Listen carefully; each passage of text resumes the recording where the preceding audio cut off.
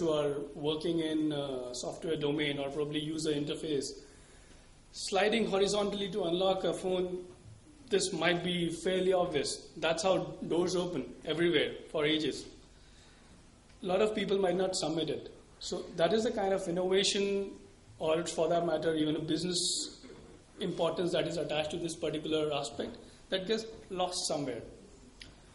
Other things that get lost is whenever scientists or engineers encounter a problem in development, technical problem, they consider many solutions. There are 10 solutions to it. But what happens, it's something like, let's take an example. Say there's an organic display. I want to increase the brightness of it. So once I want to increase the brightness, there could be multiple ways of doing it. Probably I increase the brightness at the backlight. Probably I add some kind of a light extraction layers to it.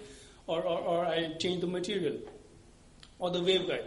So a lot of such technical solutions that exist might be technically feasible, but scientists and the researchers team, they're going to pick up just one, go ahead with it, probably that is the best one as well, and probably file an invention disclosure for that. But what about the rest of them? They might not be worth patenting at that point of time, but at least they could be worth evaluating. Probably it's good for competitor, probably it's a future technology. Probably we are just using it because manufacturing technology of certain thing is not available at that point of time. So what we are saying is, if our innovation capture system is typically based only on submission of invention disclosure or presentations by R&D guys without proactive involvement of IP guys, either external IP attorney or internal IP attorney, there is likelihood that a lot of unprotected know-how will lie somewhere in the company, unnoticed, unused, not used at all in any form. Now we'll look at what would a proactive innovation capture system would look like. It would be something like during the R&D phase, say a technical problem is encountered, like we discussed the last example. To increase the brightness of an OLED display, organic display, probably we can use nanoparticles in an extra layer that is being deposited, or probably we can use air bubbles to it. So the number of solutions could be, we mix some additive to the extra layer, which pops up at certain point of time during manufacturing, creates air bubble, or we include certain nanoparticles to it, so that it increases the scattering, the brightness. Technical feasibility, probably all of them are technically feasible. What will happen in a reactive situation would be, people will pick just one of them. Okay, I think creating air bubble is slightly difficult. Putting up nanoparticles is the easiest way. I should go ahead with it. So they go ahead with it, submit the invention disclosure. We did the patentability search, found out, okay, this thing exists. Probably did some design rounds, but again, what about having air bubbles in it? That's another way of doing it. And that might be something that is being used by competitors, or that might be used at the point when we want to license it out.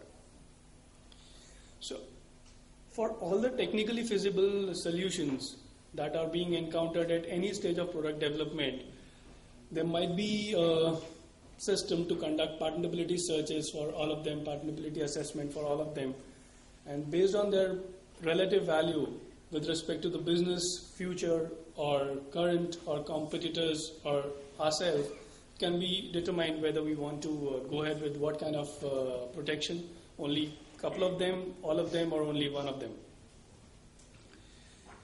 So, okay. Move on to our next business situation. That is product clearance. So the kind of product clearance that we are talking about is we are developing a new product. Typical reactive way it's going to work is product is conceptualized. A technical roadmap is determined. How do we achieve the concept that we are talking about? We get into development phase probably once we are near the developing the prototype or in the later stages of product development. when we have a fair idea of what a product would look like, we go for freedom to operate search. In the freedom to operate search, we might identify a lot of infringing patents that we might infringe going forward. So based on those patents, we redesign our product, certain aspects of our product, and this iteration goes on till the point we are not satisfied that we are more or less being clear in operating certain target markets. But what we realize is, by the time we conduct our freedom to operate search, we have already made significant investment in our research, product development, iterations, experimentations. Changing a lot of aspects of our product at that point of time is something that is going to be counterproductive. So what we are talking about here is not about doing away with freedom to operate search once we have done it, once we have developed the product, but about minimizing the iterations of freedom to operate search at a later stages. So a proactive approach in this case would look like something, we conceptualize a product, we develop a technical roadmap. So product conceptualization, referring to our earlier example, increasing the brightness of an organic display, a technical roadmap, how are we going to achieve that? That would be probably, we want to go ahead with nanoparticles, use of nanoparticles in a transparent layer deposited over the organic display to increase the scattering. That is a point, before getting into actual development, we do some kind of an IP risk assessment. So we understand what are the patents that we are going to infringe, what are the basic patents in that, can we avoid them, can't we? If yes, then probably we go ahead with it. If we can't avoid them, then probably we need to develop an alternative technical roadmap. So in this case, that might be probably nanoparticle domain is too saturated in this domain, and we have a couple of basic patents. So maybe why not use air bubbles in that? So we have a polymer layer with certain additives. That additives generate air at certain point of time during manufacturing and result in same scattering that we were looking from nanoparticles. So once we are clear about that point, then we start with product development work. Then also we would still need freedom to operate search, but the iterations and the modifications that would be required would reduce significantly in this case. So what it's going to lead is to a leaner product development and probably a more cost-effective process of clearing our product. Coming to a third business situation, we're talking about concept realization. So a reactive way of looking at these things are, there are R&D guys, there are sales guys, there are logistic guys.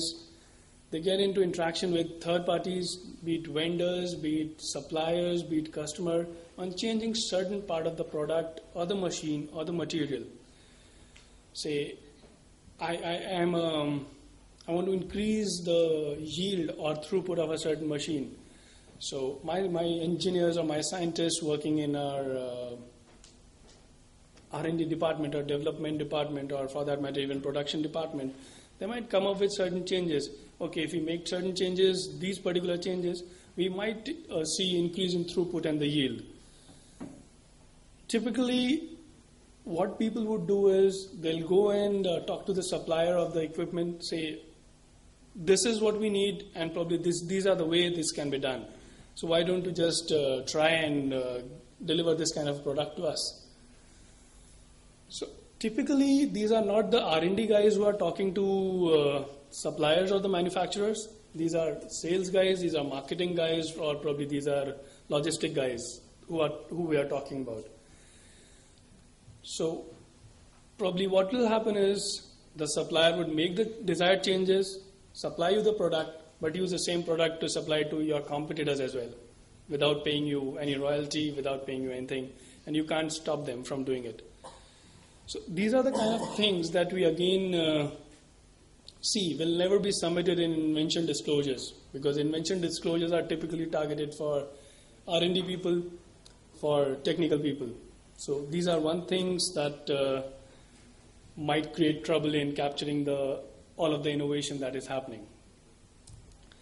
So if you are relying entirely on third-party discussions without proper protection, in that case we are probably losing out some valuable IP out there. A proactive way to look at these things would be having some kind of an IP screening process put in place for any interaction any part of the company can have with vendors, suppliers, customer, or for that matter, anybody else. So the point is, probably most of it cannot be screened because it's verbal, but a lot of it can be in terms of whether it's a presentation or probably some other kind of a written interaction that we are talking about. So just to say that these are not the theoretical processes that we are talking about. We are talking about these processes that we have implemented in one of our client company in Europe, and they are pretty happy about it, because I would assume so, because they've given us more work onto these aspects, plus we handle their entire IP portfolio, filing, drafting, everything. So I assume it has given good results to them, and probably their board is pretty pleased about it. Okay, the last situation that we are talking about is mounting up IP defense. What happens in this case is we develop a product, commercialize it, we face with claims or litigations. Once we face a claim, infringement claim or litigation, that is a point that we go ahead with infringement analysis, overlap analysis, identifying what is the extent of overlap between a patent and our products. Can we design it around? Is the patent valid? Are we supplying in that particular jurisdiction? Can we reduce our sale in that particular country where the patent is valid? Can we cross-license it? Probably a lot of brainstorming at that point of time happens. What this leads to is unpleasant surprises in terms of cost. Cost would anyways be there, irrespective of whether we lose litigation or we win litigation. At least there is a litigation cost. We settle out of court, we take a license. In some cases, if we are cross-licensing it, there is no direct cost involved. But yes, it's again an unpleasant surprise and could lead to a lot of delays and unpleasant memories. And in certain cases, if product delivery is delayed because of infringement or litigation, then it can obviously harm the market position. A proactive, okay.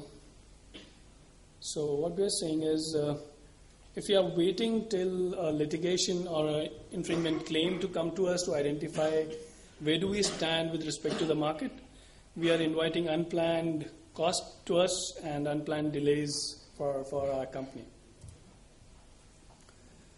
So when we are talking about IP defense,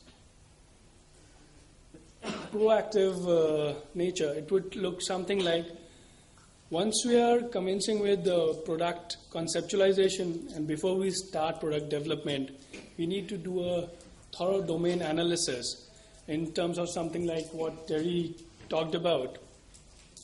Who are the players who are working in that domain? What is their strength? What are the basic patents? Who owns them? Can we license it? Do we need to cross-license them? Or can we avoid them?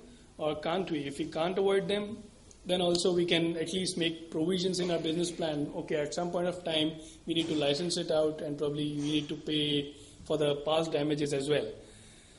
And if we are able to correctly identify those particular patents or threats, so we can develop risk mitigation strategies in sense of probably getting back-to-back indemnity from suppliers, or probably some kind of tie-ups that we can develop, we can design around in the initial phases so that we don't use those patents, and we get into motion fairly quickly and minimize any kind of IP roadblocks, surprise roadblocks that we might face at some point of time in our interactions. So this is pretty much the last slide that I was talking about. So here we are talking about IP working in pretty much in sync with business and R&D rather than as a reactive approach that is being generated from R&D or business need. And a little bit of marketing, MBIP, so I think you can excuse me for that. So that's the last slide. Thank you.